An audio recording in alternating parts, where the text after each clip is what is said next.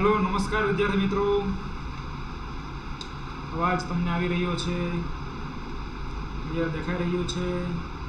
તો આપણે વધી આગળ, બરાબર ને?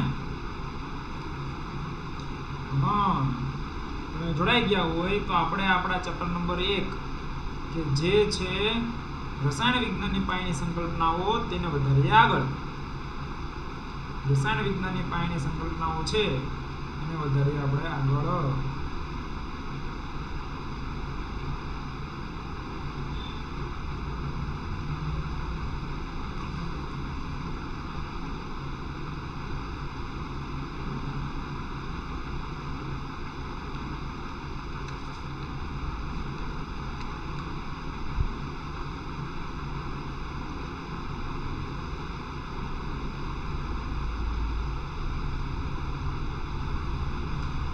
ચાલો આપણે લાસ્ટ ટાઈમ આપણે ભણી ગયા હતા કે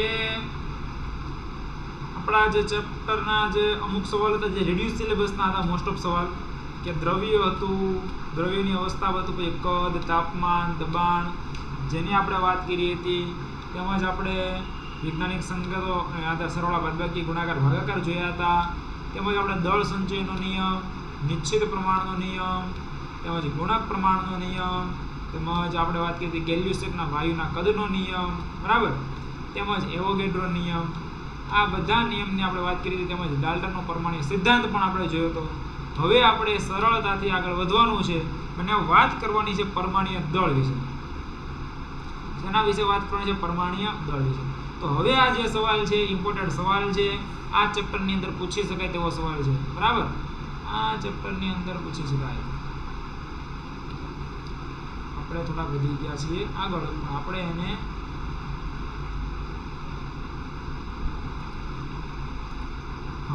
લઈ લઈએ.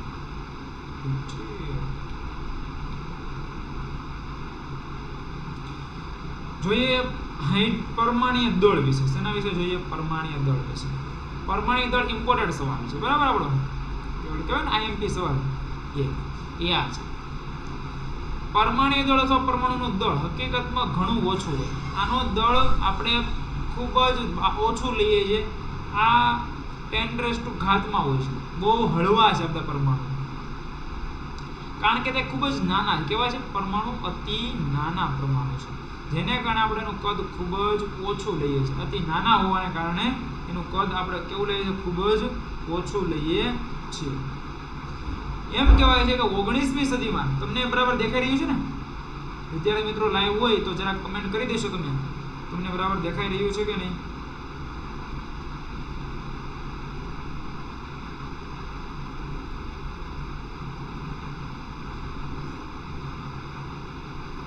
બરાબર, અવાજ પણ તમને સંભળાઈ રહ્યો છે, બરાબર ને?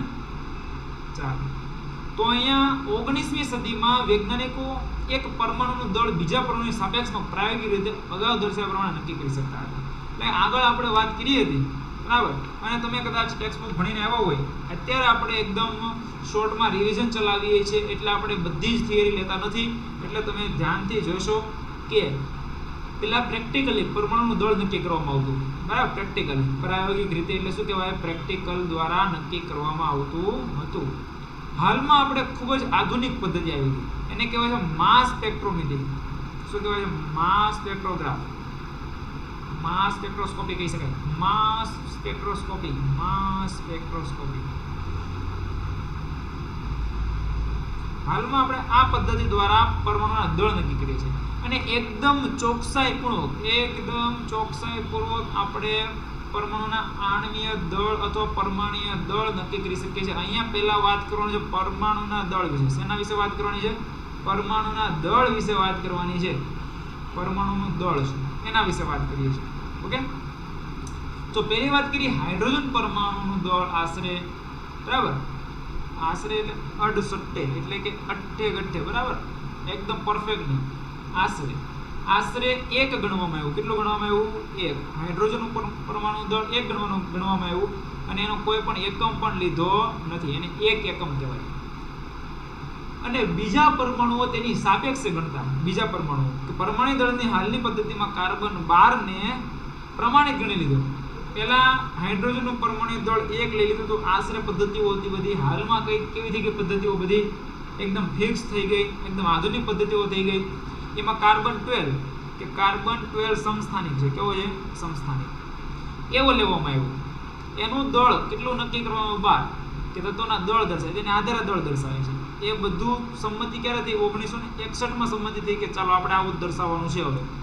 હવે આપણે બીજી કોઈ પદ્ધતિ ઉપયોગમાં લઈશું નહીં, બીજા કોઈ પરમાણુને ધ્યાનમાં લઈશું નહીં. આપણે હાઇડ્રોજન પરમાણુને ધ્યાનમાં લઈશું અને વાત કરીશું. કાર્બન 12 જે C12 છે ને એ કાર્બનનો એક સમસ્થાનિક કહી શકાય. મેં હમણાં તમને વાત કરી ને C12 એક સમસ્થાનિક છે કાર્બન. કે આ પદ્ધતિમાં C12 નું દળ 12 એટોમિક માસ યુનિટ છે. કેવું છે? 12. એને શું કહેવાય છે? AMU એટોમિક માસ યુનિટ લખ્યું છે ને અહીંયા. AMU એટોમિક માસ યુનિટ તરીકે ઓળખવામાં આવે છે. અને બીજા બધા જ પરમાણુના દળ આની સાપેક્ષમાં જ નક્કી કરવામાં આવેલા હોય છે. આની સાપેક્ષમાં બધાનું નક્કી કરીએ છીએ. પછી એમ કહેવાય એક પરમાણુ દળની વ્યાખ્યા કીધી છે. એક પરમાણુ દળની વ્યાખ્યા શું થાય? કે કાર્બન 12 ના પરમાણુના દળના 1/12 અંશ જેટલા ભાગને એકમ પરમાણુ દળ કહેવાય. કે કાર્બનને ફિક્સ લઈ લીધો અને એક એકમની વ્યાખ્યા આવી પછી એક એટોમિક માસ યુનિટ એટલે શું? એક પરમાણુ દળ એટલે શું? તો આ કાર્બનનું જે દળ છે એના કેટલા ભાગ્યા કરવાના? 12 ભાગા કરો કે 1/12મો અંશ અથવા 12મો અંશ કહી શકો. 12મો અંશ એટલે કે કહેવાય એક પરમાણુ દળ. શું કહેવાય? એક પરમાણુ દળ. એક એટોમિક માસ યુનિટ. શું કહેવાય? એક એટોમિક માસ યુનિટ. કાર્બનનું કેટલું છે? 12. એને ભાગ્યા કેટલા કરો? 12. એટલે આપણને કેટલું મળે? એક એટોમિક માસ યુનિટ. આ કોનું એટોમિક માસ યુનિટ છે? C12 નું. C12 નું કેટલું છે? 12 AMU 12 એટોમિક માસ યુનિટ છે. 12 એટોમિક માસ યુનિટ છે કે જેના 12 ભાગ્યા કરો એટલે આપણને શું મળે છે? 1 AMU મળે છે. અને એના ગ્રામ કેટલા હોય? એક એટોમિક માસ યુનિટના ગ્રામ કેટલા તમને પૂછી શકાય? 1.66 × 10⁻⁻24 ગ્રામ. 1.66 × 10⁻⁻24 ગ્રામ. જ્યારે હાઇડ્રોજનનું દળ કે ખરેખર કેટલું છે? 1 AMU એટલે આટલા ગ્રામ. અને હાઇડ્રોજનનું દળ આપણને માસ સ્પેક્ટ્રોગ્રાફી દ્વારા કેટલું મળે છે? 1.6736 × 10⁻⁻24. તો હાઇડ્રોજનનું આપણે એક AMU મેળવવું હોય તો જો હાઇડ્રોજન પરમાણુ દળ ખરેખર જે મેળવીએ અને એક AMU નું દળ કેટલું થાય? તો બેનો ભાગાકાર લેશો તમે તો તમને મળશે 1.6736 × 10⁻⁻24 by 1.66056 × 10⁻⁻24. 10⁻⁻24 કેન્સલ તો આપણને 1.67 by 1.66 મળે કે જે લગભગ એક વેલ્યુ છે પણ એકદમ પરફેક્ટ લઈએ ને એકદમ પરફેક્ટ તો આપણને 1.0078 એટોમિક માસ યુનિટ મળે છે. અને જેને સરેરાશ 1.0080 કીધું અને કેટલા કીધા છે? 1.008 આટલા AMU કહી દીધું. 1.008 AMU આમને કહી દીધું છે. બરાબર. આ પરમાણ્વીય દળ વિશેની વાત થઈ. પરમાણ્વીય દળ કઈ રીતે આપણે લેવું એની વાત થઈ છે. પરમાણ્વીય દળ તો પરમાણ્વીય દળ વિશે તમને કે વિગતવાર સમજાવો તો પરમાણ્વીય દળ વિશે આપણે માહિતી આપી શકીએ કે આપણે પહેલા પ્રયોગો આધારિત અંદાજિત મૂલ્ય લેતા અઠ્ઠે ગઠ્ઠે વેલ્યુ લેતા પણ હવે થઈ ગયું પ્રેક્ટિકલી. શું થઈ ગયું? પ્રેક્ટિકલી. હવે પ્રેક્ટિકલી થઈ ગયું કે પ્રેક્ટિકલ દ્વારા આપણે સમજાવીએ છીએ કોનું? તો હાઇડ્રોજનનું તો આપણે 1 લઈ લીધું અને આપણે અહીંયા કાર્બન 12 ને એક સામાન્ય રીતે ગણી લીધો કે જેના દ્વારા આપણે દરેકના દળ દર્શાવવા. પરંતુ કાર્બનના આપણે C12 લીધા કે C12 સમસ્થાનિક છે. હવે આ C12 સમસ્થાનિક છે કે જેનો 12 ભાગ કરો તમે. કેટલા ભાગ કરો? 12 ભાગ કરો તો 12 ભાગ એટલે એને એક એટોમિક માસ યુનિટ કહેવાય. શું કીધું? 12 ભાગ કરો તો એને શું કહેવાય? એક એટોમિક માસ યુનિટ કહેવાય. અને હાઇડ્રોજનનું એક એટોમિક માસ યુનિટ એટલે 1.67 10⁻⁻24 ગ્રામ અને એક AMU એટલે 1.66 × 10⁻⁻24 ગ્રામ. તો આપણને હાઇડ્રોજનનું AMU માં દળ કેટલું મળે? તો 1.008 એટોમિક માસ યુનિટ. આપણે એને જ લેવાનું છે. આપણે જે એટોમિક માસ યુનિટ લઈએ છીએ ને એ શેમાં લેવાનું છે? એ શેમાં લેવાનું છે? 1.008 એટોમિક માસ યુનિટમાં જ્યારે પરમાણુ દળ લઈએ તો AMU માં લેવાનું, જ્યારે પરમાણુ દળ લઈએ શેમાં લેવાનું, AMU માં લેવાનું છે. ઓકે, ક્લિયર થાય છે? Is it clear? ઓકે, હવે આપણે સમજાવીએ આણ્વીય દળ. પરમાણુ દળ કીધું તો હવે સમજાવીએ આણ્વીય દળ. આણ્વીય દળ કોને કહેવાય? તો આણ્વીય દળ વિશે માહિતી આપવી હોય તો એક અણુમાં રહેલા, આણ્વીય દળ એટલે કે એક અણુમાં રહેલા બધા જ તત્વોના પરમાણુ દળનો સરવાળો. બધા જ તત્વો લઈ લેવાના, બધા જ તત્વો. જેમ કે આપણે કહીએ H2O કહીએ તો H2O માં હાઇડ્રોજનના 2 છે, ઓક્સિજનનું 1 છે. તો હાઇડ્રોજનના 2 અણુ તો ઓક્સિજનનો 1 અણુ, એટલે સોરી પરમાણુ કહેવાય. હાઇડ્રોજનનો 1 પરમાણુ, ઓક્સિજનનો 1 પરમાણુ, હાઇડ્રોજનના 2 પરમાણુ, ઓક્સિજનનો 1 પરમાણુ. બધા જના દળનો સરવાળો કરો ને ત્યારે તમને મળે છે આણ્વીય દળ. શું મળે છે? આણ્વીય દળ. આણ્વીય દળ જ્યારે મળે તો તે દરેક તત્વના પરમાણુ દળ અને દરેક પરમાણુની સંખ્યાનો ગુણાકાર કરીને તે બધા સરવાળો કરીને મેળવી શકાય છે. હવે એવું નહીં કે ખાલી દરેકના પરમાણુ દળ જ લેવાના, પણ દરેક પરમાણુ લેવાના. હાઇડ્રોજનના 2 છે તો એની સાથે ગુણાકાર કરો 2 નો, બરાબર? એનો ગુણાકાર કરો કેટલી સાથે? 2 સાથે. ઓક્સિજન 1 સાથે ઓક્સિજન 1. જેમ કે H2SO4 કીધું હોય, H2SO4 તો હાઇડ્રોજનના 2 પરમાણુ વડે ગુણાકાર કરો, હાઇડ્રોજનનું જેટલું હોય ગુણ્યા હાઇડ્રોજનનું પરમાણુ દળ પ્લસ સલ્ફરનું પરમાણુ દળ પ્લસ 4 ઓક્સિજનનું પરમાણુ દળ, એટલે આપણને મળશે. તો આપણે કેટલાકના પરમાણુ દળ યાદ રાખી લેવાના છે, બરાબર? કેટલાકના પરમાણુ દળ તમારે યાદ રાખી લેવાના. અવાજ બરાબર આવે છે ને? મસ્ત અવાજ. ઓકે, પરમાણુ દળ યાદ રાખવા માટે જો હું તમને બતાવું કોના યાદ રાખવા. જેમ કે હાઇડ્રોજનનું 1 છે, નાઇટ્રોજનનું 14 છે, કાર્બનનું 12 છે, ઓક્સિજનનું 16 છે, બરાબર? આવી રીતે સોડિયમનું 23, ક્લોરીનનું 35.5, બરાબર? ત્યારબાદ પોટેશિયમનું 39, કેલ્શિયમનું 40. કેટલાકના પરમાણુ દળ સર તમારે યાદ? સર મોલારિટી સમજાવો. મોલારિટી બસ આ જ લેક્ચરમાં હમણાં આવે છે, હમણાં સમજાવું ભાઈ મહેશ્વરી. થોડી જુવારમાં સમજાવું હમણાં જ આવે છે, લાઈનમાં જ છે. ઓકે, આજે જ ક્લિયર કરવાનું તમારું મોલારિટી. ચાલો વધી આગળ. ટેન્શન જરા લેતા નહીં, બરાબર? લેક્ચર હમણાં હું સમજાવું છું, એ લાઈનમાં જ છે. CH4 નું તમને ગણવાનું કીધું તો કાર્બન કેટલા છે? 1. આ કાર્બનનું પરમાણુ દળ અને હાઇડ્રોજન કેટલા છે? 4. તો હાઇડ્રોજનનું પરમાણુ દળ કાર્બનનું 12, હાઇડ્રોજનનું 1. આપણે અહીંયા પરફેક્ટ વેલ્યુ લેવાની જરૂર નથી કે 0, 12.011, 1.008, 12 લઈ લો કાર્બનનું, હાઇડ્રોજનનું કેટલું લઈ લો? 1. આપણે એમ જ મૂલ્ય લીધા છે તો કેટલું થાય? CH4 નું 16 એટોમિક માસ યુનિટ, એને ટૂંકમાં U વડે પણ દર્શાવાય. એટોમિક માસ યુનિટને ટૂંકમાં શું કહેવાનું? U વડે પણ દર્શાવી શકાય. શું કહેવાય? U. ઓકે, ચલો આ થયું આણ્વીય દળ.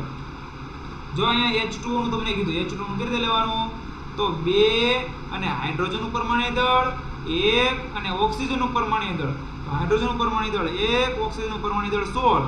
તો 2 ગુણ્યા 1 કરો તો કેટલા થાય?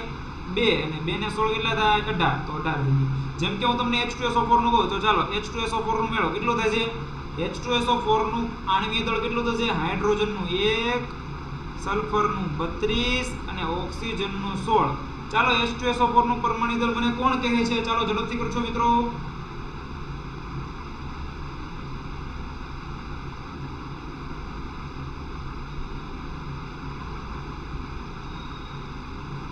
H2SO4 નું આણ્વીય દળ શું થશે? પરમાણુ દળ આપ્યા છે તો આણ્વીય દળ ચાલો મેળવો. ઝડપથી કમેન્ટ કરો, ચાલો ઝડપથી કમેન્ટ કરો કોણ કહી રહ્યું છે. પછી હું સંયોજનમાં બંધારણીય ટકાવારી સમજાવું. ટોટલ 18 થશે. 18 થોડું થાય? H2SO4 નું મેળવવાનું છે. H2SO4 નું 2 હાઇડ્રોજન, 1 સલ્ફર અને 4 ઓક્સિજન. જો હાઇડ્રોજનનું 1, સલ્ફરનું 32, ઓક્સિજનનું કેટલું? 16. તો 2 + 32 + 64 કેટલા થયા? 98 એટોમિક માસ યુનિટ થાય. Is it clear?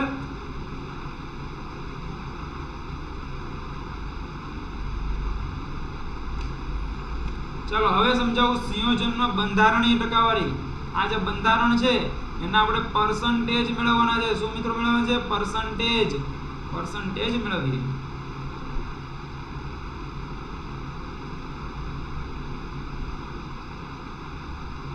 तो घणी वखत संयोजનમાં રહેલા તત્વોના ટકા પણ જાણવા જરૂરી બનતા હોય છે। ધારો કે આપણને કોઈ નવું અથવા અજ્ઞાત સંયોજન આપવામાં આવ્યું છે, તો આપણને કેટલાક પ્રશ્નો થશે કે અજ્ઞાત સૂત્ર કીધું છે, અજ્ઞાત સંયોજન થશે તો એનું સૂત્ર શું આપ્યું છે। જેમ કે તમને કહી દઉં, અહીંયા આપણને સુક્રોઝ આપ્યું છે, સુક્રોઝ। તો સુક્રોઝ તમારા માટે કદાચ અજ્ઞાત ન હોય, પણ જો કદાચ તમને કીધું હોય આ સુક્રોઝ છે, તો એનું અણુ સૂત્ર શું થાય? સંયોજનનું સૂત્ર C12H22O11 થાય, એટલે કે આપણી ખાંડ છે। કોણ છે આ? ખાંડ। એની અંદર ઘટક કયા છે? તો એની અંદર કાર્બન છે, હાઇડ્રોજન છે, ઓક્સિજન છે, કયા ઘટક છે, અને એનું પ્રમાણ કેટલું છે, કેટલા ટકા કાર્બન છે, કેટલા ટકા હાઇડ્રોજન છે, કેટલા ટકા ઓક્સિજન છે, આ દરેક વસ્તુ આપણે જાણવાની ઈચ્છા થાય છે। તો જ્ઞાત સંયોજન માટે આવી માહિતી વડે શુદ્ધ નમૂનામાં રહેલા તત્વોની ટકાવારી ગણતરી પ્રમાણે છે કે નહીં તે તપાસી શકીએ, કે જો વ્યવસ્થિત રહેલું છે કે નથી રહેલું વ્યવસ્થિત, એ આપણે નક્કી કરી શકીએ છીએ। અને બીજા શબ્દોમાં કહીએ તો કહી શકાય કે પ્રાપ્ત માહિતીના પૃથ્થકરણ પરથી આપેલ નમૂનાની શુદ્ધતા પારખી શકીએ। આ નમૂનો કેટલો શુદ્ધ છે એની ગણતરી આપણે કરી શકીએ છીએ। આ નમૂનો જે આપણને આપ્યો છે, કયો નમૂનો છે? આ નમૂનો, એ કેટલો શુદ્ધ છે એ આપણે નક્કી કરી શકીએ છીએ। બરાબર। ચાલો, તો તત્વની ટકાવારી કઈ રીતે ગણવી? તો તત્વની દળ ટકાવારી ગણવાની છે, કેવું? માસ પર્સન્ટેજ કહેવાય। શું કહેવાય? માસ પર્સન્ટેજ। દળથી ટકાવારી છે, વ્યવસ્થિત દેખાઈ રહ્યું છે ને? માસ પર્સન્ટેજ મેળવીએ છીએ। તો સંયોજનમાં તે તત્વનું દળ કેટલું છે અને છેદમાં તેનું મોલર દળ કેટલું છે? શું લેવાનું? છેદમાં તેનું મોલર દળ। સંયોજનનું, કોનું? સંયોજનનું। એક મોલમાં કેટલું દળ રહેલું છે એને શું કહેવાય? મોલર દળ। એક મોલ, બરાબર? એક મોલમાં રહેલું દળ એને કહેવાય મોલર દળ। ગુણ્યા કરશો 100 સાથે એટલે આપણને મળશે ઇન પર્સન્ટેજ। શેમાં મળશે? પર્સન્ટેજ। જેમ કે પાણીની વાત કરીએ આપણે, તો પાણીનું મોલર દળ, એક હાઇડ્રોજનના પરમાણુનું મોલર દળ કેટલું હોય? તો 1। ઓક્સિજનના પરમાણુનું મોલર દળ કેટલું હોય? તો 16। બેયનું થઈને કેટલું હોય? તો 18, બરાબર? H2O નું મોલર દળ, કે જે 1 મોલનું દળ કહેવાય ને એને મોલર દળ કહેવાય। શું? 1 મોલનું દળ એટલે શું કહેવાય? મોલર દળ। દેખાય છે અહીંયા? આ H2O છે, H2O એનું મોલર દળ કીધું છે આપણને।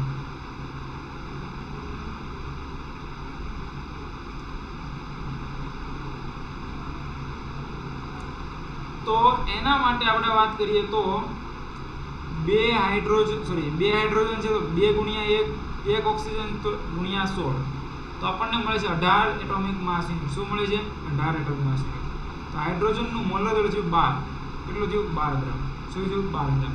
હવે આપણે કોનું મેળવવું છે? તો હાઇડ્રોજનની ટકાવારી મેળવવી, તો હાઇડ્રોજનનું અંશમાં છેદમાં કુલ। જેમ કે આપણે હાઇડ્રોજનનું માસ પર્સન્ટેજ મેળવવું છે, તો હાઇડ્રોજનનું મોલર દળ અંશમાં અને છેદમાં પાણીનું કુલ મોલર દળ। તો ઉપર 2 ના છેદમાં કેટલા? 18, 2 ના છેદમાં કેટલા? 18। તો આપણને મળે છે અહીંયા હાઇડ્રોજનનું પર્સન્ટેજ, કેટલું મળે છે? હાઇડ્રોજનનું પર્સન્ટેજ મળે છે 2 ના છેદમાં 18, એટલે આપણને હાઇડ્રોજનનું પર્સન્ટેજ મળશે। ગુણ્યા 100 કરવાના ને, ગુણ્યા 100 કરો તો આપણને મળે છે 11.18% હાઇડ્રોજન છે। કેટલા ટકા છે? 11.18% હાઇડ્રોજન। ઓક્સિજનનું મેળવવું હોય તો ઓક્સિજનનું મોલર દળ છેદમાં પાણીનું મોલર દળ, ઓક્સિજનનું કેટલું? 16 છે, પાણીનું કેટલું છે? 18 છે। ગુણ્યા 100 કરી દો તો આપણને 88.79 મળે છે। આવી રીતે તમે C2H5OH નું મેળવી શકો કે નહીં? C2H5OH નું મેળવી શકો મિત્રો? C2H5OH નું મેળવી શકો કે નહીં? કે C2H5 નું કુલ કેટલું થઈ ગયું? તો 2 કાર્બન છે, બરાબર? હાઇડ્રોજન 6 હાઇડ્રોજન છે અને 1 ઓક્સિજન છે। તો કાર્બનનું 12 ગુણ્યા 2 24, હાઇડ્રોજનનું 6, ઓક્સિજનનું 16, 3 ને 16, તો 24 ને 16 કેટલા થાય? 30 ને 40 ને 6 46, ટોટલ થાય 46। ટોટલ કેટલું થાય? 46 ગ્રામ પર મોલ, એટલે કે એટલા મોલમાં 1 મોલમાં 46 ગ્રામ છે। હવે કાર્બનનું ગણવું હોય તો કાર્બનનું 2 કાર્બન છે, તો 2 કાર્બનનું 24 ભાગ્યા 46, તો કાર્બનની ટકાવારી મળે, ગુણ્યા 100 કરવાના। પછી હાઇડ્રોજનનું મેળવવું હોય તો 6 ટોટલ હાઇડ્રોજનનું થાય ભાગ્યા 46 ગુણ્યા 100 કરવાના। અને ઓક્સિજનનું મેળવવું હોય તો 16 16 ભાગ્યા 46 ગુણ્યા 100 કરવાના. ત્રણેયનો સરવાળો કેટલો થાય? 100 થાય. ત્રણેયનો સરવાળો કેટલો થશે? 100 થશે. આ ખાસ ધ્યાનમાં રાખજો, ત્રણેયનો સરવાળો 100 થાય છે. તો આ રીતે તમે મેળવી શકો છો દરેકની ટકાવારી. દરેકની શું મેળવી શકો છો? ટકાવારી મેળવી શકો છો. એ પણ કેવો પર્સન્ટેજ કહેવાય? માસ પર્સન્ટેજ કહેવાય. કેવો પર્સન્ટેજ કહેવાય? માસ પર્સન્ટેજ કહેવાય છે. માસી પર્સન્ટેજ કહેવાય છે. માસ પર્સન્ટેજ. ઓકે, દળથી ટકાવારી. ચાલો, ત્યારબાદ સંયોજનનું પ્રમાણસૂચક સૂત્ર પૂછાય પરીક્ષામાં. પ્રમાણસૂચક સૂત્ર અને આણ્વિક સૂત્ર એટલે શું? તો ચાલો આપણે ગણી બતાવીએ. શું આપ્યું છે? 4.07% આપ્યું છે આપણને હાઇડ્રોજન, 24.47% આપ્યું છે કાર્બન, સોરી 24.47% આપ્યું છે કાર્બન અને 71.65% આપ્યું છે આપણને ક્લોરીન. તો આ સંયોજનનું મોલર દળ આખું આપી દીધું છે. આટલું સંયોજનનું મોલર દળ છે. તેનું પ્રમાણસૂચક સૂત્ર અને આણ્વિક સૂત્ર આ બે મેળવવાનું છે. તો દરેકમાં તમારે ટેબલ બનાવવાનું. આવું ધ્યાન આપજો, આવું ટેબલ બનાવશો. પહેલા લખશો તત્વની સંજ્ઞા શું છે, એનું પરમાણુ દળ શું છે, કેટલા ટકાવારી આપેલી છે, પરમાણુનો ગુણોત્તર લેવાનો, એટલે કે ટકાવારી ભાગ્યા પરમાણુ દળ. બરાબર, ટકાવારી ભાગ્યા પરમાણુ દળ, કે જે ટકાવારી આપી ને એ જ એનું દળ માની લઈએ આપણે. પછી એનો સાદો ગુણોત્તર લેવાનો અને એની પૂર્ણાંક સંખ્યા લઈ લેવાની. પરફેક્ટ. તો ચાલો જુઓ કે કાર્બનનું દળ 12 છે, ટકાવારી આપી છે 24.47. કાર્બન ટકાવારી અને દળનો ગુણોત્તર લીધો આપણને મળે 2.039. હવે આગળ હાઇડ્રોજનનું લીધું. હાઇડ્રોજનનું દળ 1, એની ટકાવારી છે 4.07. 4.07 ભાગ્યા 1 કરો તો 4.07 જ મળે. ફરીથી ક્લોરીનનું 35.5, ટકાવારી 71.65 ભાગ્યા કરો 35.5 એટલે મળે 2.018. હવે નાની પૂર્ણાંક સંખ્યા કઈ મળી? તો 2.018 મળી. 2.018 વડે બધાને ભાગી દો. આને 2.018 વડે ભાગો તો 1.01, આને ભાગો તો 2, આને ભાગો તો 1. તો ફરીથી આનો જે પૂર્ણાંક સંખ્યા કેવી મળી? 1.01 એટલે 1 કહેવાય, 2.0 એટલે 2 કહેવાય ને 1 એટલે 1. બરાબર. તો કાર્બન 1 મેળવો, હાઇડ્રોજન 2 મેળવ્યા અને ક્લોરીન 1 મેળવો. આ બધાના દળનો આપણે લઈએ. હવે આને શું કહેવાય? પ્રમાણસૂચક સૂત્ર. Carbon 1, hydrogen 2, chlorine 1. એને પ્રમાણસૂચક સૂત્ર દળ કહેવાય. આને શું કહેવાય? પ્રમાણસૂચક સૂત્ર દળ.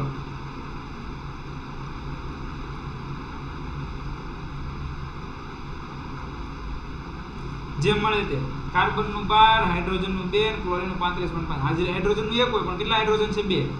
બધાનો સરવાળો થઈને 39.5 મળે, પણ ખરેખર આપણને આપ્યું જ કેટલું? 48.96 ગ્રામ આપેલો છે. તો શું કરવાનું? તો આપણે આણ્વીય દળ આપ્યું છે 48.96 અને છેદમાં આપણને સૂત્ર દળ મળે છે 49.5. તો લગભગ મળે છે 1.99 સમથિંગ, એટલે કે 2 છે. કે આખા સૂત્રને કેટલા વડે ગુણવાના? 2 વડે ગુણી દેવાના. તો પ્રમાણસૂચક સૂત્રને 2 વડે ગુણો. 2 વડે ગુણો એટલે આપણને ગુણાંકની સંખ્યા મળે. કે જે કેટલા વડે ગુણવા પડે? 2 વડે. તો આખા સંયોજનને કેટલા વડે ગુણો? 2 વડે. તો કાર્બન 2 હતા, હાઇડ્રોજન 2 ની જગ્યાએ 4 હોય, ક્લોરીન 1 ની જગ્યાએ 2 હોય. આવું આપણને સૂત્ર મળે C2H4Cl2. ક્લિયર થયું કે નહીં? થયું? ક્લિયર? ઓકે, ચાલો પછી આપણે લઈએ દળ ટકાવારી, માસ પર્સન્ટેજ. દળ પર્સન્ટેજ, માસ પર્સન્ટ, દળ ટકાવારી. percentage weight by weight. આપણને percentage weight by volume પણ મળે, percentage volume by volume પણ મળે.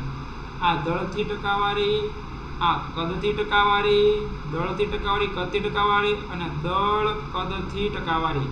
દળ કદથી પણ મળે, દળથી પણ મળે અને કદથી પણ મળે. તો આમ કહેવાય 100 ગ્રામ દ્રાવણમાં દ્રાવ્ય થયેલા પદાર્થના ગ્રામમાં દર્શાવેલા વજનને ગ્રામમાં વજન દર્શાવવાનું. તો આપણને કહીએ દળથી ટકાવારી. એને કહેવાય વજનથી, વેટ બાય વેટ. શું લીધું? Weight by weight. તો ટકાવારી લેવી તો ઉપર દ્રાવ્યનું દળ છેદમાં દ્રાવણનું દળ. ઉપર દ્રાવ્ય છેદમાં દ્રાવણ. એ હંમેશા યાદ રાખવાનું, ઉપર લેવાનું દ્રાવ્ય. પછી તમે વજનના છેદમાં વોલ્યુમ લો કે વોલ્યુમ બાય વોલ્યુમ લો. આ બેનું અહીંયા દળ લીધું, કારણ કે વેટ બાય વેટ છે. વોલ્યુમ બાય વોલ્યુમ હોય તો બેનું કદ લેવાનું, અને વેટ બાય વોલ્યુમ હોય તો દળના છેદમાં શું લેવાનું? કદ લેવાનું. ઓકે, અને ગુણ્યા 100 કરવાનું. તો દ્રાવણનું દળ કેમ મળે? તો દ્રાવ્યનું દળ અને દ્રાવકનું દળ બંને સરવાળો કરે ને તો દ્રાવણનું દળ મળે. અને ટકાવારી મેળવવી હોય તો દ્રાવ્યના છેદમાં દ્રાવણનું ગુણ્યા 100. સિમ્પલ થઈ ગયું. જો તમને ધારો કેવું કીધું છે કે 18 ગ્રામ H2O ને બરાબર કે 100 ગ્રામ દ્રાવણની અંદર H2O ની 18 ગ્રામ NaCl ને 100 ગ્રામ દ્રાવણમાં પીગાળેલું છે. કેટલા ગ્રામ દ્રાવણમાં પીગાળેલું છે? 100 ગ્રામ દ્રાવણમાં પીગાળેલું. ટકાવારી મેળવો. ટકાવારી કેમ મેળવવાની? કે દ્રાવ્ય કેટલા છે? 18 ગ્રામ. દ્રાવણ કેટલું છે? 100 ગ્રામ. ગુણ્યા કેટલા કરવાના? 100. તો 100 કેન્સલ. તો કેટલા ટકા થયા? 18%. તો આ પર 100 પર 100 કેટલા ટકા છે એ આપણને અહીંયા મળી આવે છે. પર 100 કેટલા ટકા છે એ આપણને અહીંયા મળી આવે છે. થાય છે ક્લિયર તમને?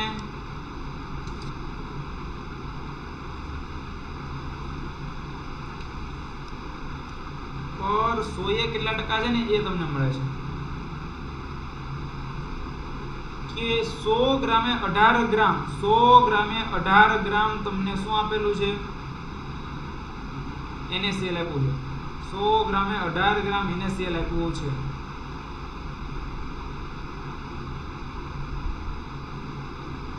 ઓકે, 100 ગ્રામે 18 ગ્રામ NaCl આપ્યું છે.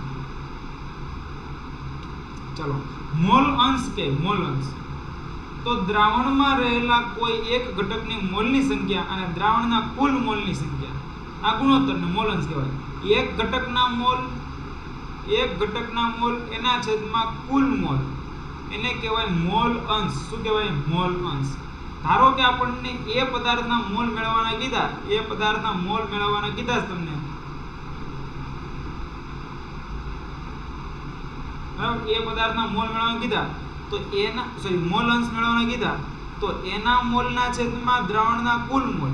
ધારો કે એના મોલ Na છે ને બીના મોલ Nb છે, ટોટલ બે નો સરવાળો કર્યો છે તો એના મોલ અંશમાં Na ના છેદમાં કુલ મોલ તો Na પ્લસ Nb છેદમાં Na પ્લસ Nb ક્યાં લેવાનું? છેદમાં. ઓકે, એક જ મિનિટ, જરાક તમને દેખાતું ન હોય તો આપણે આને જરાક સીધું કરીએ, થોડુંક આપણે દેખાય ને એવું કરીએ.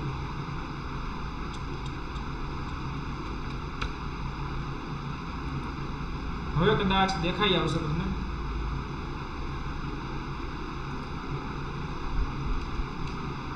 Na ના છેદમાં Na પ્લસ Nb કરવાનું. Na ના છેદમાં શું કરવાનું? Na plus Nb. ઓકે,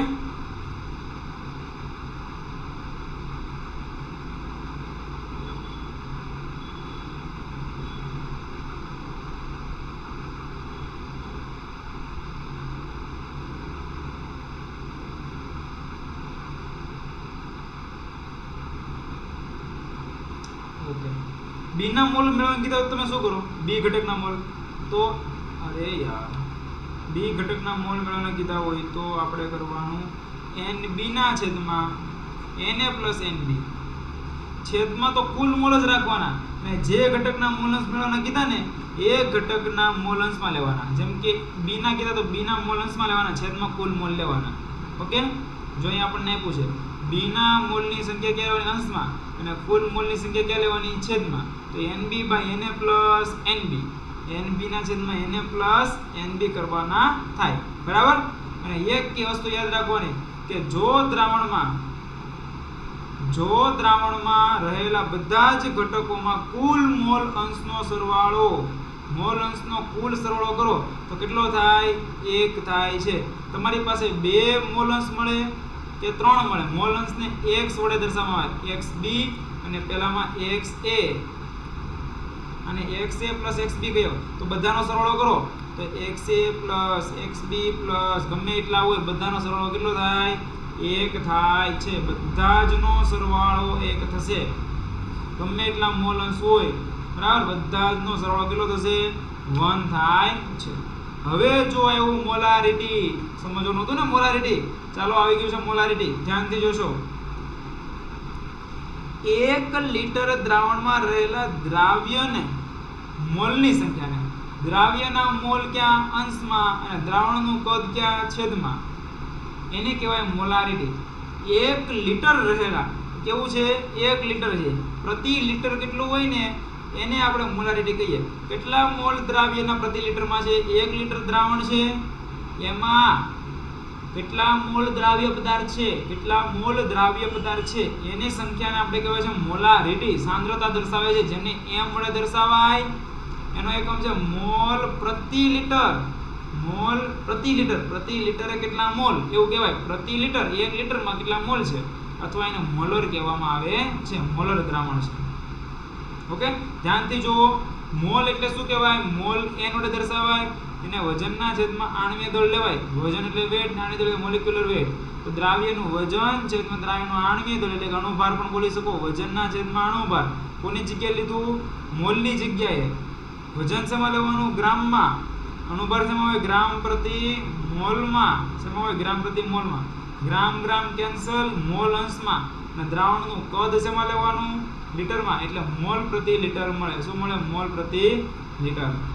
અને જો તમે ml માં લેશો, આપણે એકમ તો લીટરમાં જ લેવાનો. તો ml માં તો ml ને આપણે શેમાં ફેરવવાના? લીટરમાં. તો એને 1000 વડે ભાગી દેવાના. ml ને શેમાં ફેરવવાના? લીટરમાં. તો એને 1000 વડે ભાગી દો તો શું થાય? ml ભાગ્યા 1000, તો છેદનો છેદ અંશમાં. એટલે ક્યાં લેખા? અંશમાં 1000 લેખા છે. અંશમાં 1000 લેખા છે. તો દ્રાવ્યના વજનને આપણે કહીએ W. દ્રાવ્યને b વડે દર્શાવીએ તો WB ના છેદમાં દ્રાવણ અણુભાર, તો MB. દ્રાવણનું કદ વોલ્યુમ ઇન લિટર, ઉપર અંશમાં 1000. તો આ થઈ ગયું આપણી મોલારિટી. શું થઈ ગઈ? કેપિટલ M મોલારિટી થઈ ગઈ. ક્લિયર થાય છે? કેપિટલ M થઈ ગયું, મોલારિટી થઈ ગયું, મોલારિટી.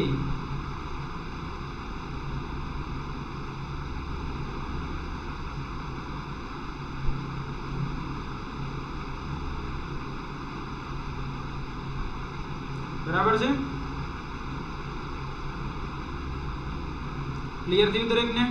ઓકે, ચાલો વધી આપણે આગળ. ફરીથી મોલારિટી દરેકને સમજમાં પણ આવી ગયું કે નહીં? દ્રાવ્યના વજનના છેદમાં દ્રાવ્યનું આણ્વીય દળ. અને જો ml માં હોય તો ઉપર 1000 વડે ગુણવાના, અને લીટરમાં હોય તો ઉપર 1000 વડે ગુણવાના નથી. ત્યારબાદ મોલારિટી. મોલાલિટી અને મોલારિટીમાં થોડોક સંબંધ છે, થોડોક ફરક છે. ત્યાં આપણે 1 લિટર દ્રાવણ લીધું હતું, અહીંયા 1 કિલોગ્રામ દ્રાવક લેવાનું. એ શું લેવાનું? દ્રાવક. અને ત્યાં શું લીધું હતું? દ્રાવણ. અને 1 લિટર, અહીંયા શું લીધું હતું? લીટર દ્રાવણ. અહીંયા લેવાનું 1 કિલોગ્રામ દ્રાવકમાં ઓગળેલા દ્રાવ્યના મોલની સંખ્યા. ફરીથી એનું એ જ છે, ઓગળેલા દ્રાવ્યના મોલની સંખ્યા જ છે, પણ આ ઉપર ફેરવાઈ ગયું. મોલારિટીમાં સ્મોલ m આવી ગયો, જેને મોલ પ્રતિ, આને મોલ પ્રતિ કિલોગ્રામ કહેવાય. શું કહેવાય? મોલ પ્રતિ કેજી. પ્રતિ લિટર નહીં, મોલ પ્રતિ લિટર મોલારિટીમાં. મોલ પ્રતિ કેજી મોલાલિટીમાં. આ દ્રાવણને મોલલ દ્રાવણ પણ કહેવાય. શું કહેવાશે? મોલલ દ્રાવણ. શું કહેવાશે? મોલલ દ્રાવણ કહેવાય છે. ઓકે, ચાલો.